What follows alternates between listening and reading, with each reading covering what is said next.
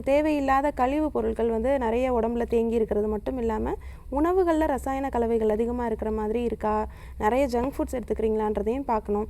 மைதா கலந்த உணவுகள் நிறைய எடுத்துக்கிறீங்களான்றதையும் எடுத்துக்கிறீங்க அப்படின்னாலும் அதையுமே அவாய்ட் பண்ணிக்கோங்க. பால் பொருட்கள் குறிப்பாக வந்து டீ காஃபியில் இருக்கக்கூடிய அந்த கெஃபைன் அப்படின்ற அந்த ஆல்கலாய்டு வந்து உங்களுக்கு இன்னும் அந்த அரிப்பை வந்து ஜாஸ்தி பண்ணும், ட்ரைனஸை அதிகப்படுத்தி விடும். அதனால் டீ காஃபி குடிக்கிறத முழுவதுமாக வந்து நிப்பாட்டிக்கோங்க. இப்போதைக்கு தலையில் இருக்கக்கூடிய பொடுகு பிரச்சனை உடம்புல வந்து அங்கங்கே தான் இப்போ தான் பரவ ஆரம்பிச்சிருக்கு அப்படின்னும் போது நான் சொல்கிற மாதிரி இந்த குறிப்பை வந்து நீங்கள் ரெகுலராகவே நீங்கள் ஃபாலோ பண்ணிக்கலாம். உங்களுக்கு வந்து குப்பைமேனி இலைகள் வந்து கிடைக்கும், வீட்டு பக்கத்திலே கிடைக்கும். இதோட லீவ்ஸ் மட்டும் இல்லாமல் ஃபுல் செடி, அதாவது சமூலம் அப்படின்னு சொல்லுவோம், வேர்லேருந்து அதோடைய ஃபுல் செடியுமே எடுத்து நல்லா வாஷ் பண்ணிவிட்டு அதை நல்லா மிக்சியில் போட்டு அரைச்சிக்கோங்க. நல்லா ஒரு விழுது மாதிரி வந்துடும். அதில் வந்து என்ன பண்ணணும்னா ஓமத்தையும் கார்போக அரிசியும் அதில் போட்டு இன்னுமே நல்லா அரைச்சிக்கணும்.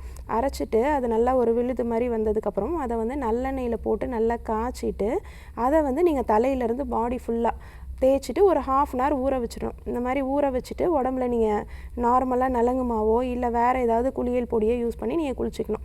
நீங்கள் சோப் எதுவும் யூஸ் பண்ணிட்டு வரீங்க அப்படின்னா இன்னுமே ட்ரைனஸ் அதிகப்படுத்தும். அதனால நலங்கு மாவு யூஸ் பண்ணிட்டு வரீங்க அப்படின்னா இன்னுமே ட்ரைனஸ் நல்லா குறைய ஆரம்பித்து தோல் உரிகிறது, அந்த பொடியாக கொட்டுது பார்த்திங்களா, அது எல்லாமே 1 நாள் 2 நாள்லேயே நல்லா கம்ப்ளீட்டாக ஸ்டாப் ஆகிடும். அரிப்பையுமே நல்லா ஒரு வாரத்துலேயே நல்லாவே குறைய ஆரம்பிச்சிடும்.